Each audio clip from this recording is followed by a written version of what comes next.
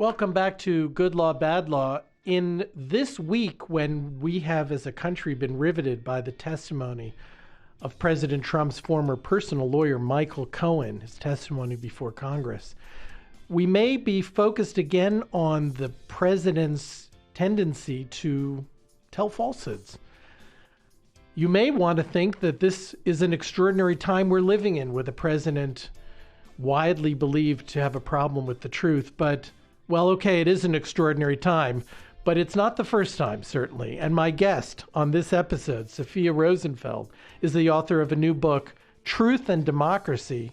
Professor Rosenfeld of the University of Pennsylvania traces the history of untruth, of lying in our democracy, going back to the very beginnings of our country. And you'll be fascinated to learn that, sadly, the lack of truth in our politics has very deep roots, and something that we want to understand a whole lot better in order to put this current president into a proper perspective. Stay tuned for a really fascinating conversation with Professor Rosenfeld on this episode of Good Law, Bad Law.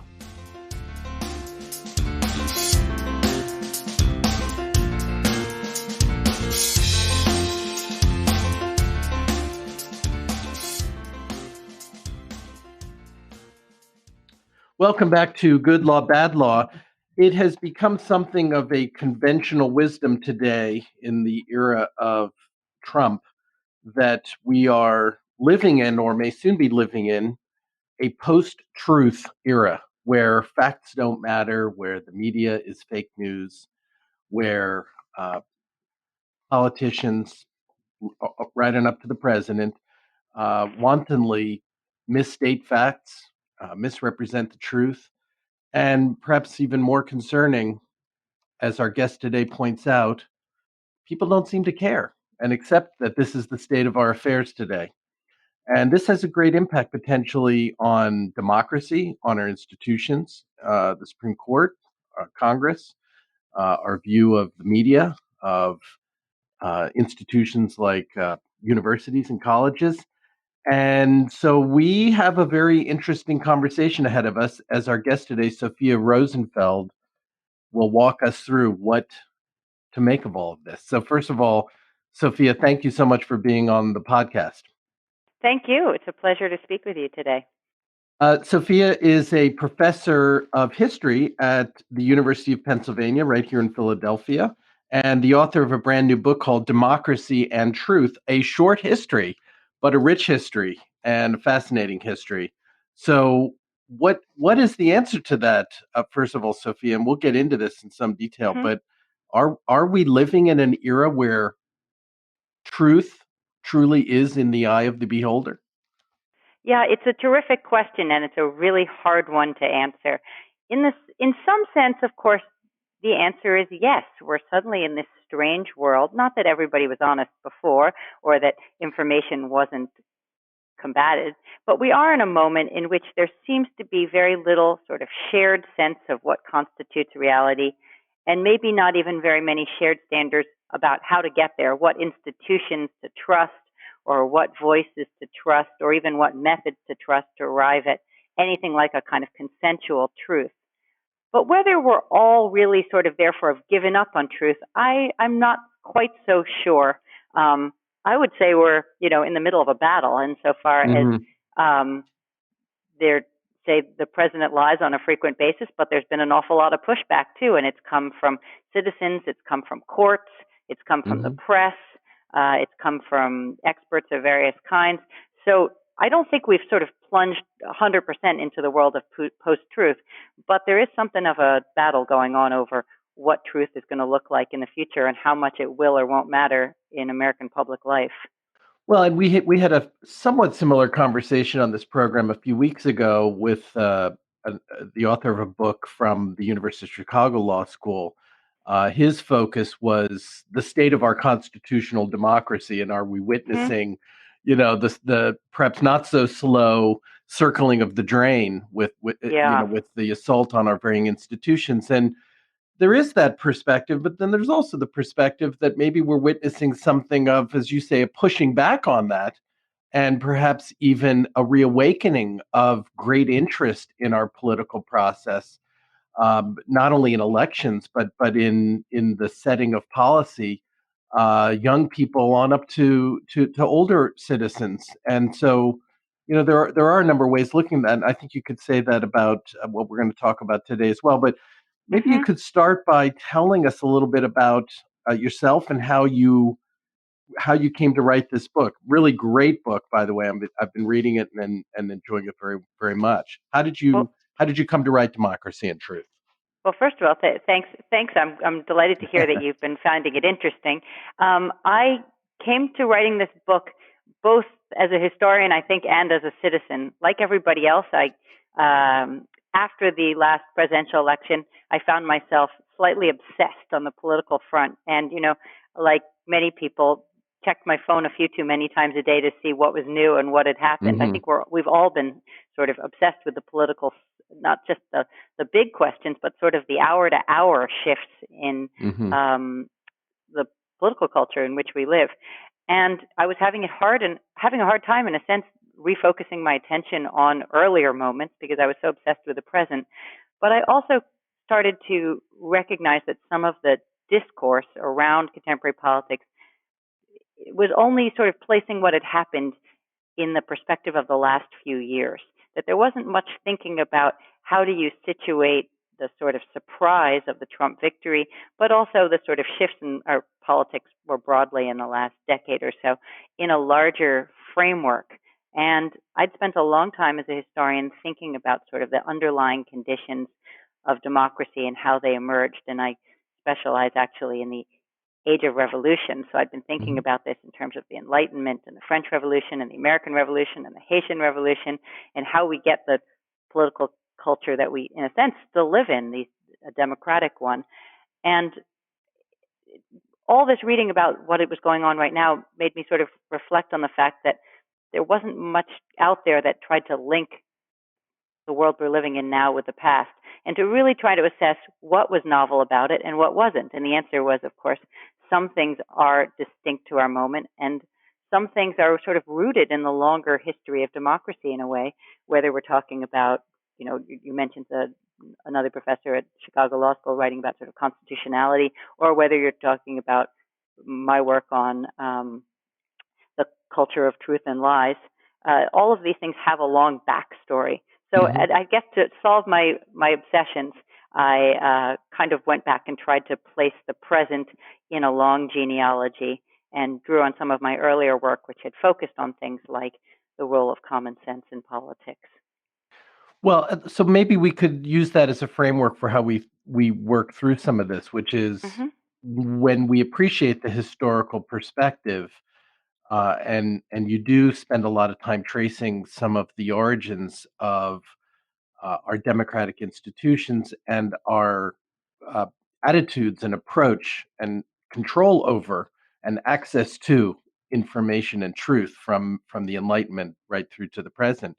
Um, we can maybe think about what is different about today and what isn't different Hmm. about today.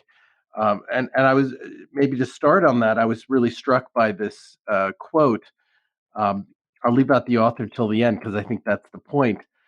You quote a president, a former president, is saying, is really criticizing the news media of his time as having quote, teemed with all the invective that disappointment, ignorance of facts, and malicious falsehoods could invent to misrepresent my politics and affections, to wound my reputation and feelings, and to weaken, if not entirely destroy, the confidence that you, the public, have been pleased to repose in me. Now, if not for the word repose, I think that those Yeah. words could have come out of the mouths of our current president. But actually, that was a quote from our first president in 1796 at the end of his presidency, George Washington, criticizing the news media. Yes, it's a wonderful quote, isn't it? I mean, it's of course he's extremely eloquent by our standards because his use of English is really beautiful, but the sentiments, as you point out, are really identical, right? It's a president basically saying, most of the news media is false and all they do is attack me, and the whole idea of even objective news is a relatively recent idea. It's not really till the late 19th century that the New York Times promises to provide you something new, which is facts and objective reporting. Newspapers are highly partisan in the early days.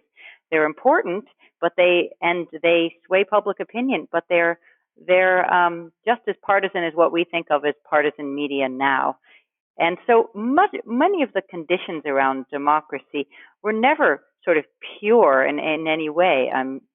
Presidents lied from the beginning. The press offered just what Washington called invective and lies of various kinds, and politicians pushed back, and people wrung their hands about immorality and a culture of misrepresentation. And so some of this is very old. And also, I think most importantly, what's really old is a conflict between expert opinion on the one hand and sort of popular sentiment on the other. And those two things often not in accord. So some of those strains are really central to democracy. And that's because the really key characteristic of democracies from the 18th century onwards is both a commitment to the idea of truth, but also an unwillingness, probably quite rightly so, to give any one person or institution the authority to define what counts as truth. So truth is by definition contested.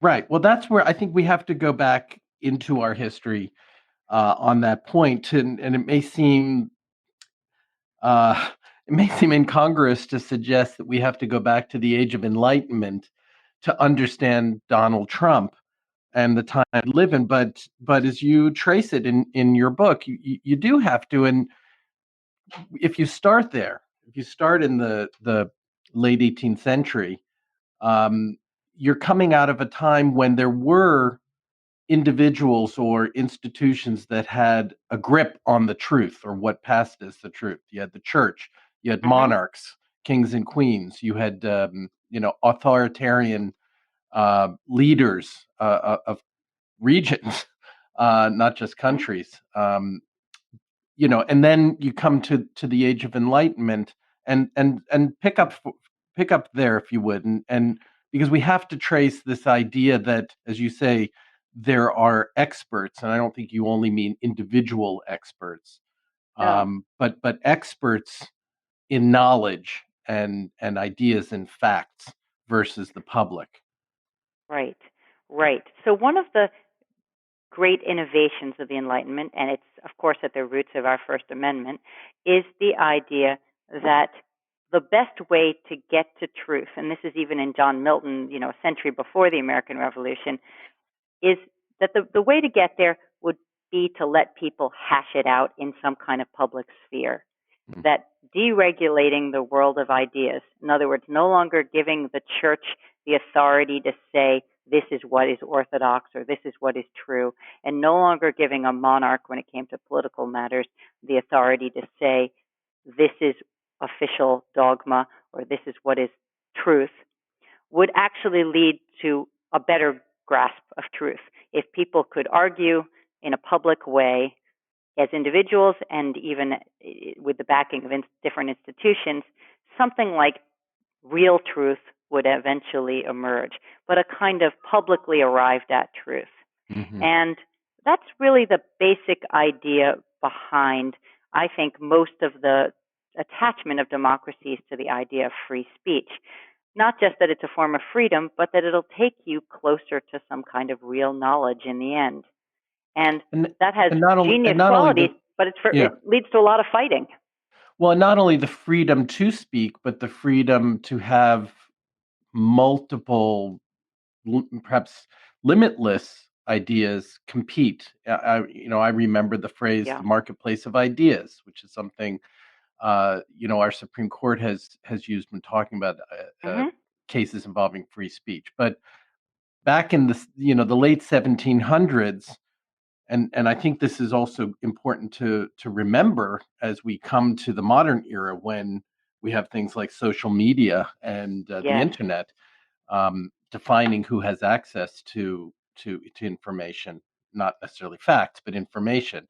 In the late 1700s, this idea of allowing ideas to flourish in competition, that wasn't meant to suggest that everybody would have the same freedom, right? Right.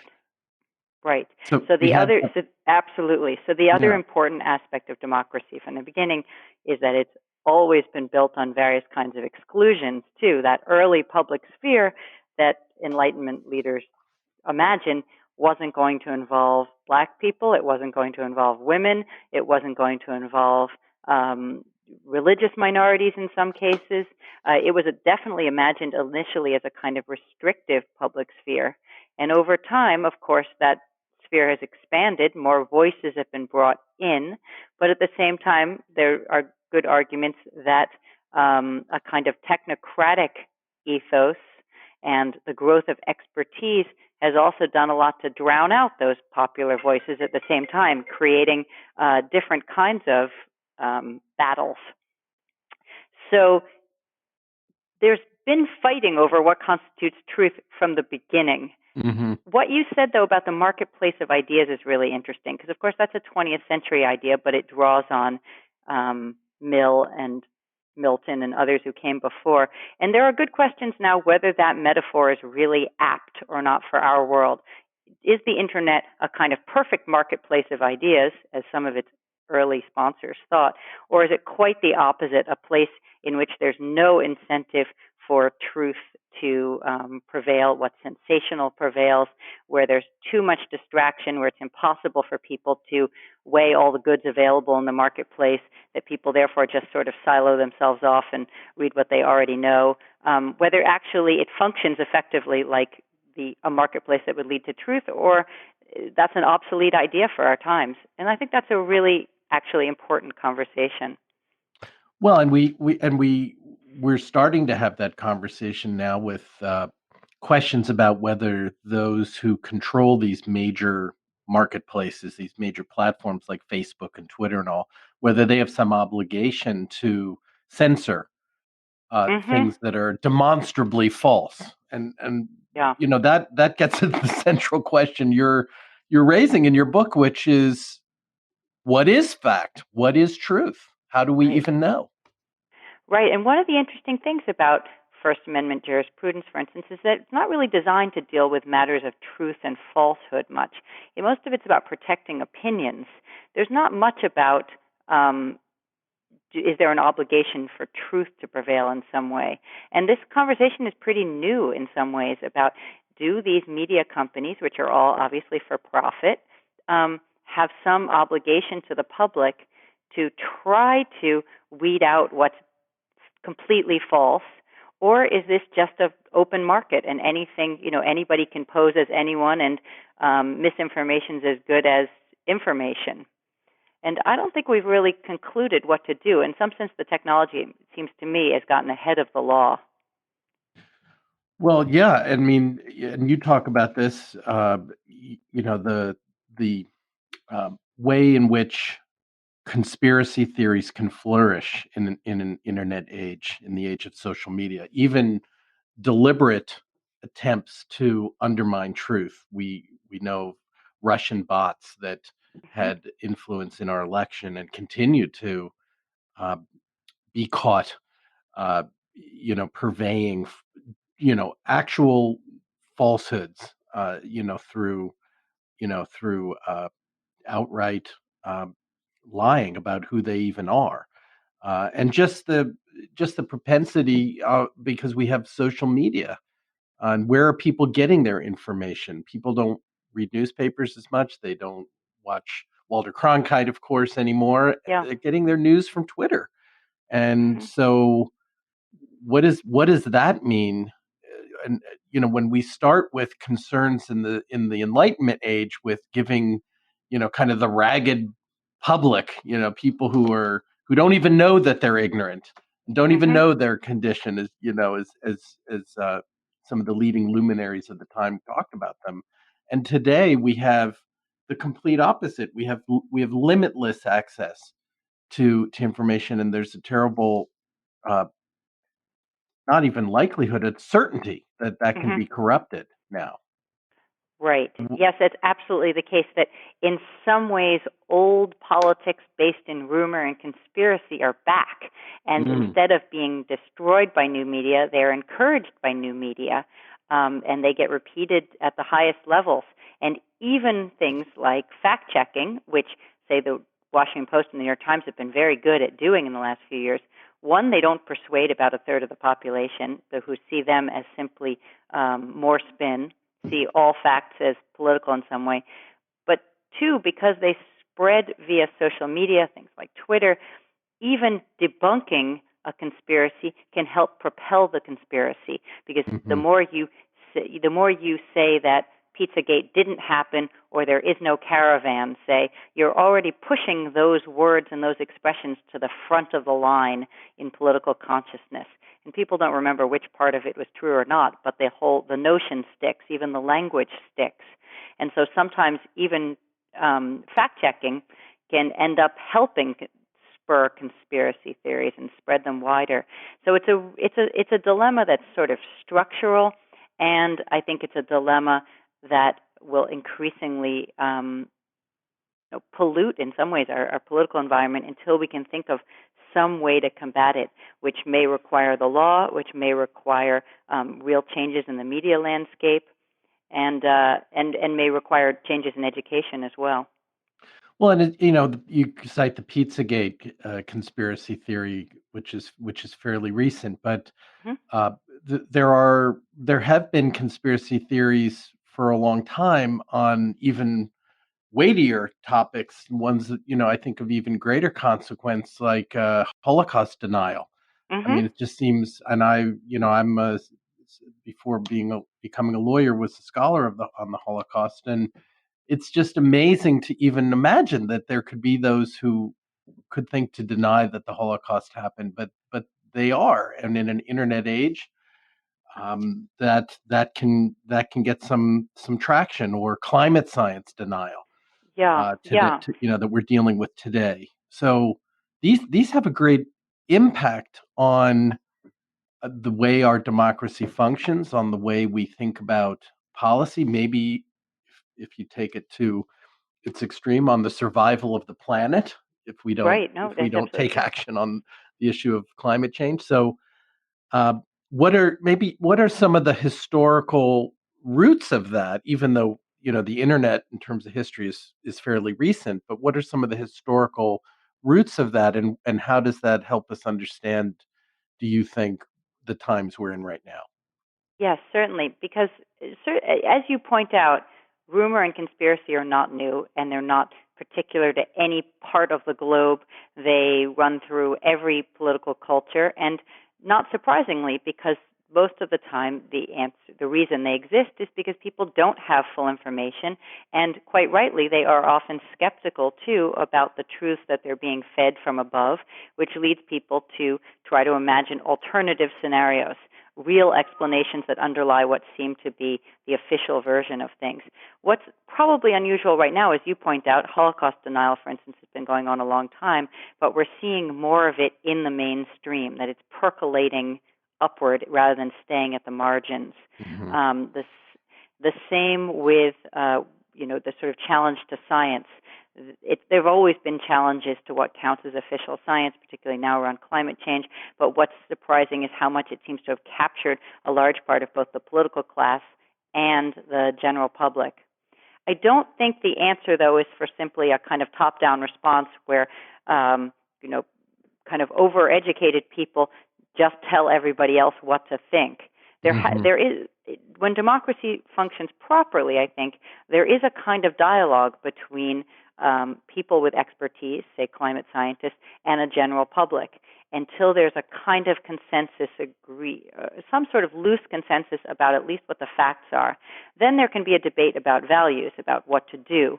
But if you can't agree whether the planet is getting warmer or colder, it's very hard to then move to the level of policy debate. And I think that's where the real risk lies, that we can't agree on some basic facts. It becomes hard to have um, real political debate that is the kind of core heart of democracy.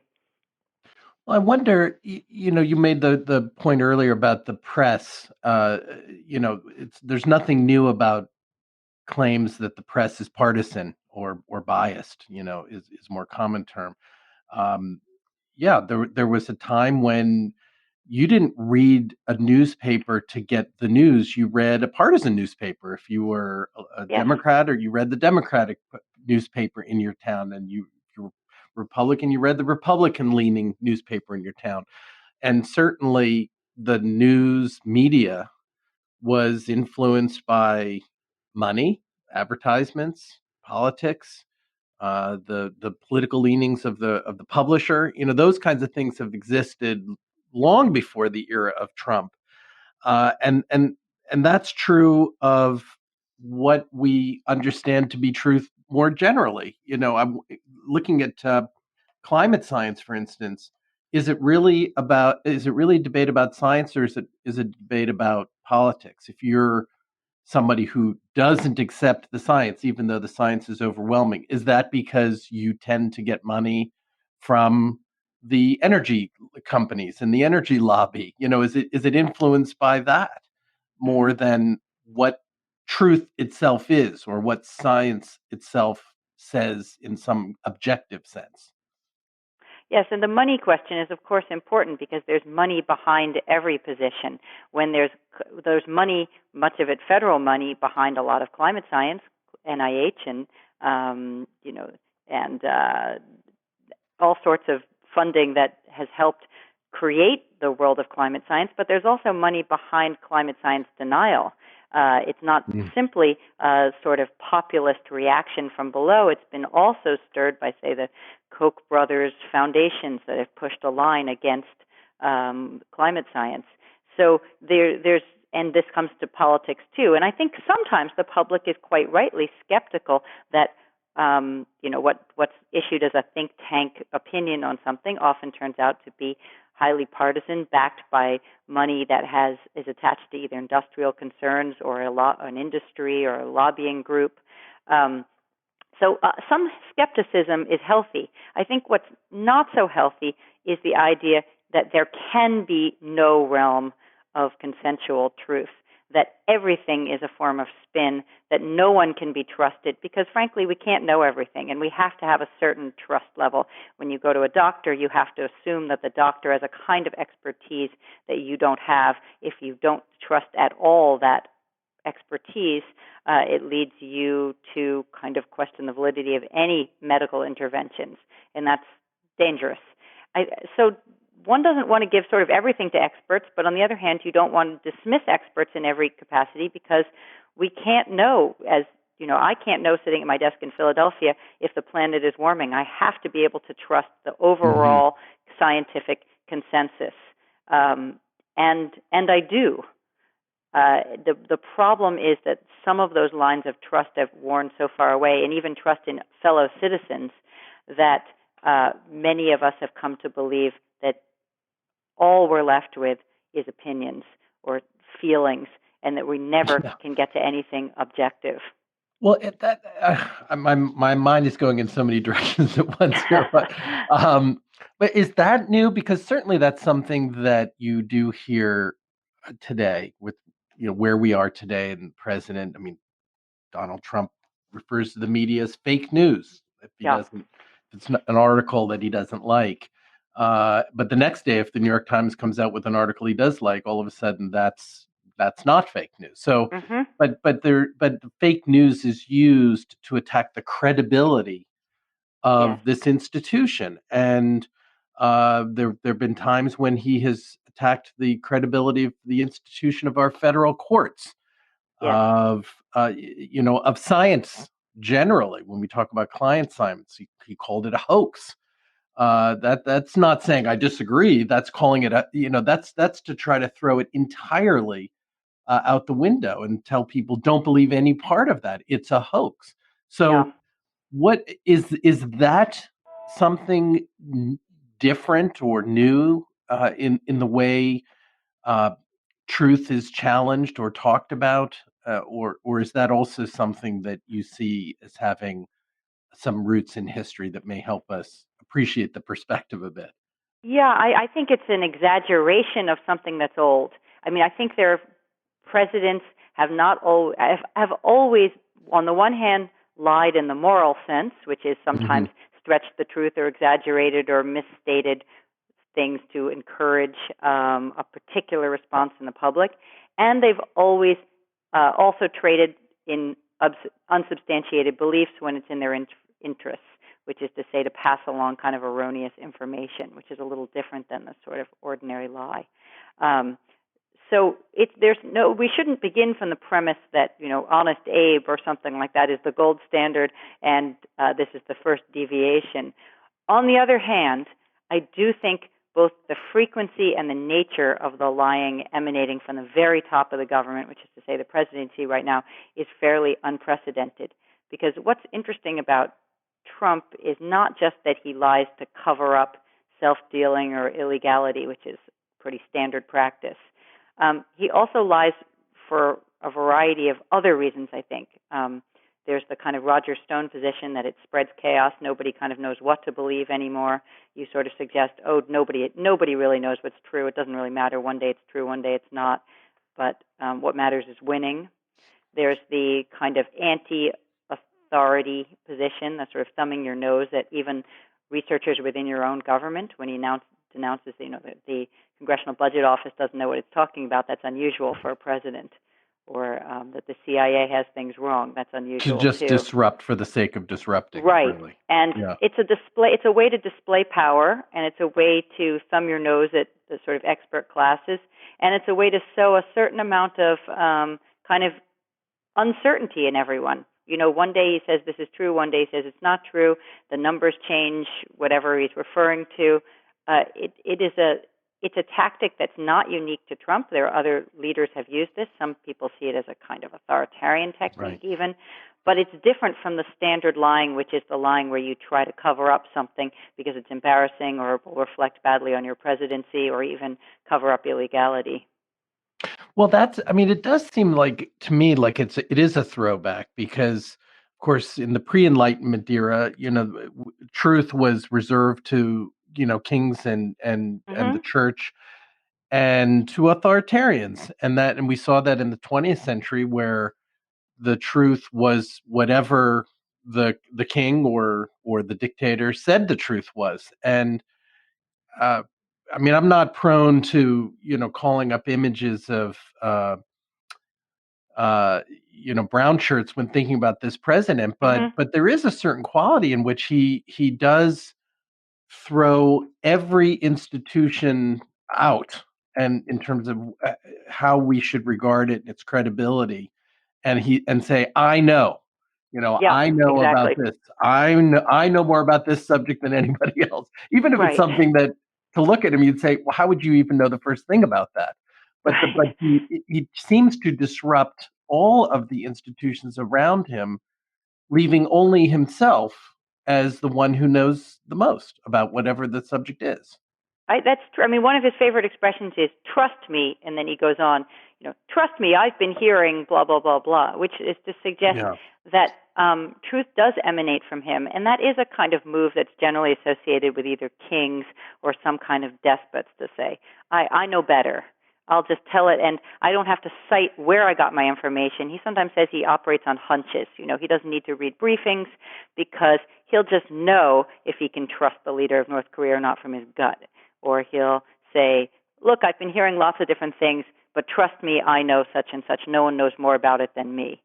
But again, most of that is kind of rhetorical. I don't think he's actually dismantled all of the institutions of democracy in the U.S. And whether he's even really trying to, I'm not even sure. But as a rhetorical strategy, I think you're right. These are the expressions that are often associated with authoritarianism. But again, he's not the first, and I think that is something that having a historic appreciation for history should help us with. George W. Bush famously said, "I looked Putin in." I think it was George W. said, "I looked Putin in the eye, and I saw." Other presidents have said, "I know." I know George W. Bush was criticized on Saturday Night Live or lampooned on Saturday Night Live for operating from his gut. My gut tells me what to do. So Trump isn't the first. Absolutely not. To use these, as you say, these rhetorical tools. And some of it's a kind of folksy American political style, which isn't necessarily all bad either, which starts Yeah. from the premise that, look, I'm at the heart of things. Obama did it too. Evoked common sense to say, in some ways I'm just a regular guy. It's obvious to me that this is the case. The same way it's obvious to anybody sitting at their kitchen table this morning. If you want to save some money, you don't spend as much. That's just common sense, right? And that would be a sort of folksy way to convey you're a regular person. Or And Bill so Clinton saying, "I feel Clinton your did pain." it too. Yeah. So Yeah. so they turn to expertise when they want to, and they turn to sort of folksy gut impressions when they want to as well. And after all, politics a lot of it is about rhetoric and persuasion. So it's not surprising that politicians call up a variety of different modes to try to win over support. I mean, they're in the business of persuasion. So some of this is deeply rooted, and there are many ways in which Trump is conventional. That said, the degree of his lying and his seeming sort of not efforts to just simply lie, but simply dismiss the idea that truth really matters, that it doesn't matter if there are more people crossing the border this year or last year or 10 years ago, that's a sort of irrelevant piece of information. If he says there's an emergency, there's an emergency. That is rather new to democratic discourse, at least in the U.S. Well, and again, is he a populist? And if so, the idea of populism isn't anything new. You talk about this in your book too. The language itself is a means to conveying a kind of truth. And so if President Trump is thumbing his nose at elites, and he certainly isn't the first Republican president to use that rhetorical device, Northeastern liberals or the elites on university campuses like the University of Pennsylvania, Yes. the language he uses in doing that it has its own persuasive appeal. And maybe even you look at Trump and the way he talks and the way he seems to disregard what others would call facts or truth. And there are those who find an appeal in that and say, he's a straight talker. He's Right, actually, right. He's more truth than the truth. Absolutely. So that's the interesting thing is you can objectively look at him and say, yes, he adopts sometimes a recognizable populist idiom that's at different times been used on the right and on the left, most recently more often on the right, and not that surprising, although you wonder why people don't see through it insofar as if he's denouncing, East Coast elites. He's a very wealthy man from birth, born in New York City, who attended himself the University of Pennsylvania. Right. I mean, he's hardly a man of the people in the conventional sense in his tastes or anything else. So there's a kind of sort of phoniness built into his populism from the beginning, but that's true of many political leaders. So that's not so unusual. But as you say, he's been able to simultaneously lie constantly and seem to some people as authentic, who read him as authentic not because he tells the truth, but he tells what people are really thinking. So when he says, Mexicans who come to the United States are majority rapists, no one really thinks that's an accurate representation of the population of Mexicans in the U.S. However, he's sort of saying what you weren't supposed to say. And he's saying what's not politically correct and what's taboo. And in that sense, he's telling it like it is. He's telling it the way people would speak if they didn't have cameras around, but he's doing it with cameras, directed right at him. So it lends him, supposedly, for many people, a kind of aura of authenticity, even as he's kind of deeply dishonest and also not the populist he makes himself out to be. Well, so telling people what they want to hear or what they want to think, whether it's based in actual fact or actual science or actual truth, again, that's something that may characterize or what we think characterizes this president, but it's nothing new. And You, in your book, you're looking not only at the historical uh, roots in our own country Hmm. from the founding, from the Revolutionary era forward, but also those that we're very close to in France and England. And I'm wondering, when I think about other moments in history that sort of illustrate this, one that's coming to mind as we're talking is the debate over evolution. Yes. You know, on the one hand, how can you deny evolution as a scientific truth? But there are currents running through our country and its politics and its social fabric, maybe, that are somewhat different from other countries like ours, France and England, let's say, because it seems like the opposition uh, to the idea, the scientific idea of evolution as an explanation for how we got where we are, is religiously motivated. Hmm. And of course, the whole idea of the Enlightenment was to leave behind the idea of faith and move to rules and truths based on things that were actually knowable. But yet, in our country's history, and I think we still see this a lot today, there is still a great influence of religious belief that guides what we believe the truth actually is, and perhaps even how we can disregard things that many other people would say is absolutely proven scientific fact. Yeah. No, that's a Is that, very important point. I mean, yeah. you're absolutely right that in some ways is distinguishing feature of American politics, though the similar kinds of struggles between experts and populist voices are have been and are currently going on elsewhere in the world. But I think you're entirely right that this isn't just a dispute about who gets to say what's true. In other words, which sector of the Hmm. population. It's also what you might call about epistemology, which is to say, how do we know what's true? Right. And Right. different social groups have attached themselves to different ways of knowing, you might say. And the way of knowing associated with experts has increasingly been related to sort of the scientific method in different forms, even when it's about social phenomena, ways of measuring and forms of experimentation and proof and evidence. And of course, courts are part of this too, the law too, have sort of provided us with models of certain ways of knowing. But there's a large part of the population is also attached to other ways of knowing that look a lot less like what you study in law schools or PhD programs in science or economics departments.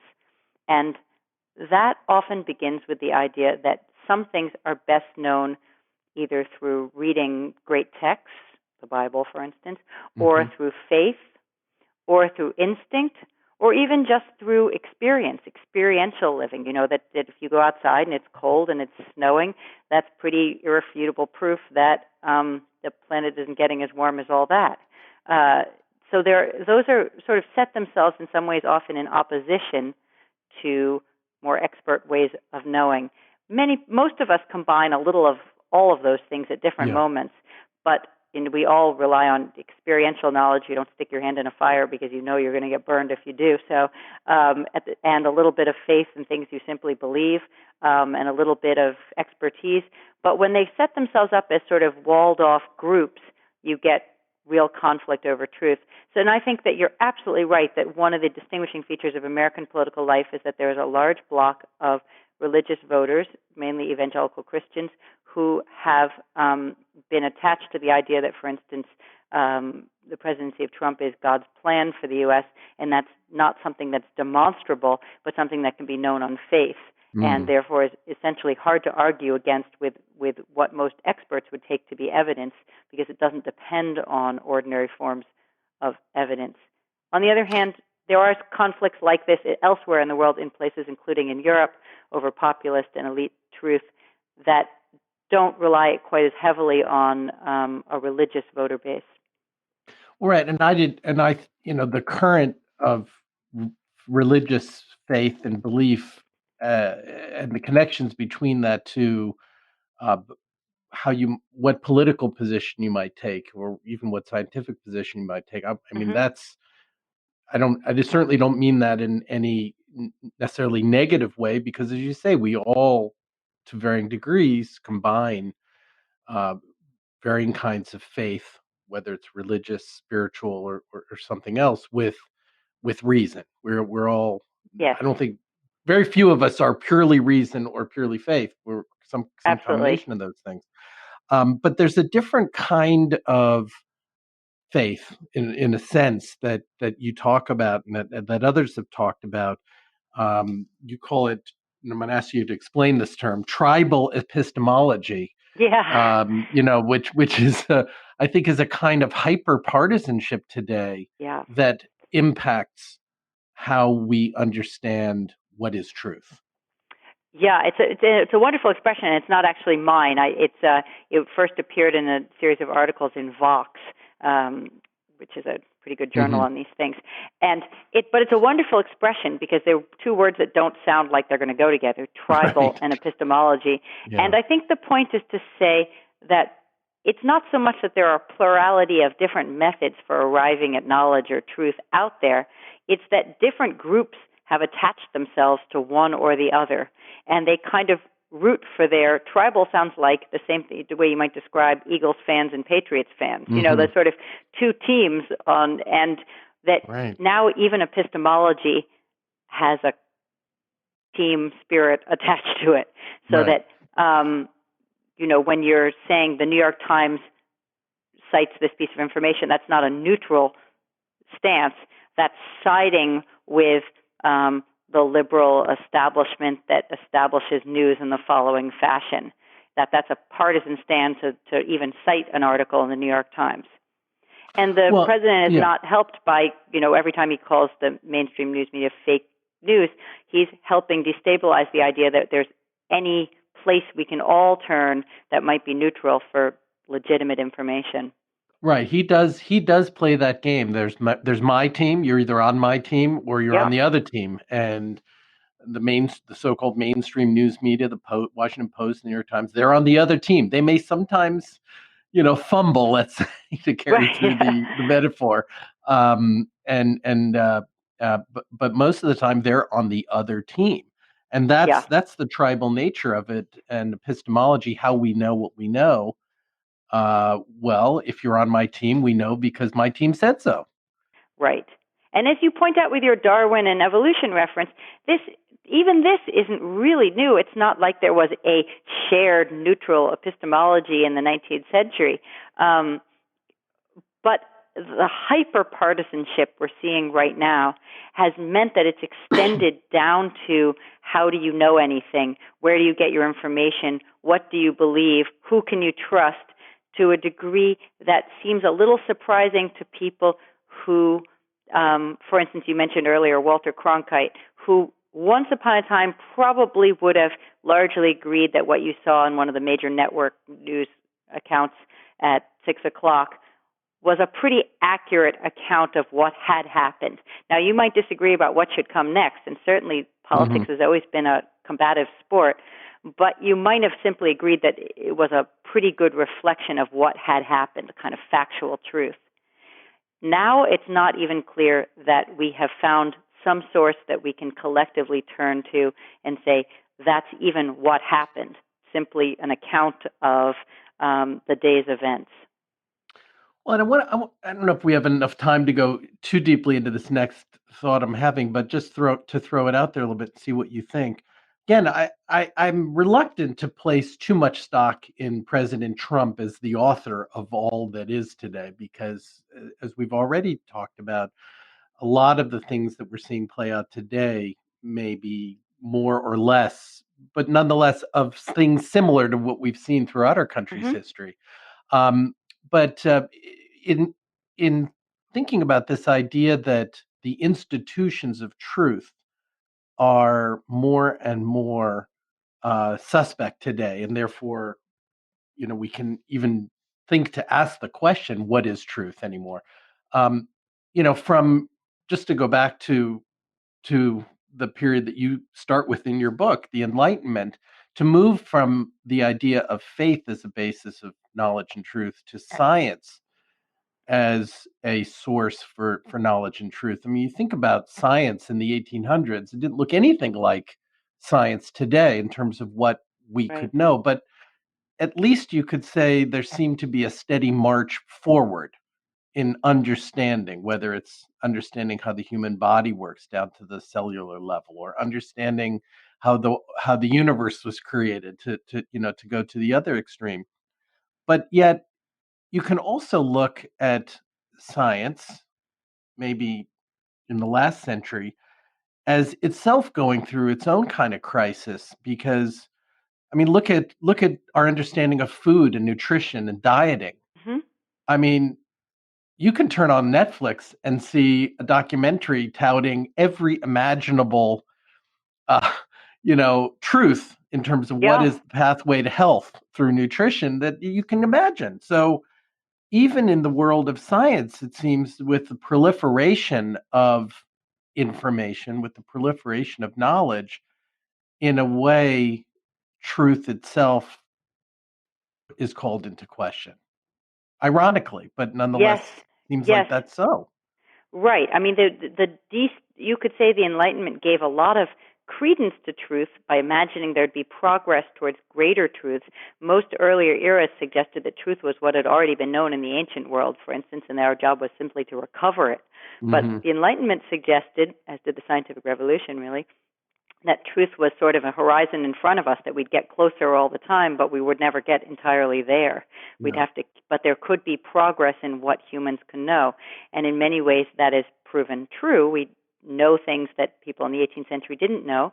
But along the way, there have also been a lot of steps that have taken us in the wrong direction, things like totally discredited race sciences in the Yeah. 19th and 20th centuries that Mm. now are thought to be, a form of propaganda, but that were taken to be science in their moment. And so science is full of errors, and it's full of conflicted opinions, as you point out, about something like nutrition. And so we've come to, in a sense, both put more premium on truth-telling and on knowledge, and are less and less sure where it comes from or what really can be trusted. And it's healthy for us to all be collectively and individually, I think, skeptics to a certain degree, to not believe everything we read, even from authoritative sources. But total skepticism takes you into the land of conspiracy theory, which is to say nothing is as it seems. And it's a kind of reductio ad absurdum position, right, where you Mhm. say, everything I've been told is a form of lie, Yeah. as opposed Chaos. to the best knowledge we have in imperfect circumstances with imperfect brains. Right, or as you said earlier, a state of chaos. And that's very unsettling to think that that's where we are, Right. but, so I don't want to end on that note. Is there No, because something I mean, positive you can courts say? have the same problem, right? They often cannot determine truth with 100% certainty. Yeah. However, they also don't give up and say, therefore, that no one can know anything about anything. There has to be some standard for what constitutes enough conviction that we're closest to truth as we're going to be able to get. So what do we do? What do we historians and citizens and, information and truth seekers, what do we do? What do we Yeah, do in that's this of time course we the live in? really hard question, and historians don't have necessarily any better answers than anybody else. Um, but I do think there are. I think if we want to, I think it's important, first of all, that truth be at least the horizon. If we don't always get there, it's important both for practical reasons, the building of policies that are sound, and for sort of aspirational purposes, that we keep imagining truth as at least a goal. So I'm not inclined to say we give up on it at all. But how do you get to a state in which there's even some consensual truth and some standards around truth that we can collectively agree on is a hard one. At the smallest level, I think we do small things that the press, for instance, has been doing, continue to fact check, continue to Mhm. report as accurately as possible on the world. At the next level, we probably try to strengthen some of our institutions that are important for conveying and disseminating truth, whether that's the press, the machinery of elections, the court systems, universities, all the institutions that are vital to helping us determine truth from falsehood and methods for getting there.